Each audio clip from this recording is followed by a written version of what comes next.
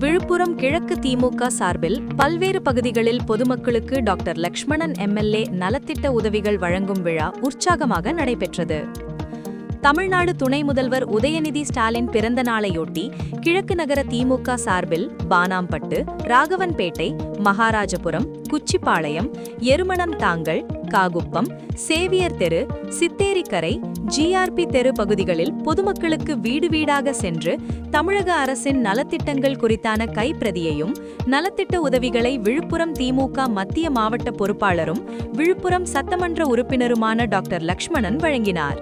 அப்போது மகளிர் தெருகளை கருப்பு சிவப்பு இரு வண்ணங்களில் கோலமிட்டு 5000 வழங்கிய தமிழக முதல்வர் நல்லாட்சி தொடர வேண்டும், தமிழ்நாடு தலை குனியாது, 234 தொகுதிகளிலும் திமுக முழக்கம், 2026இல் மீண்டும் 7வது முறையாக திமுக ஆட்சி உறுதி என வாசலிலே கோலமிட்டு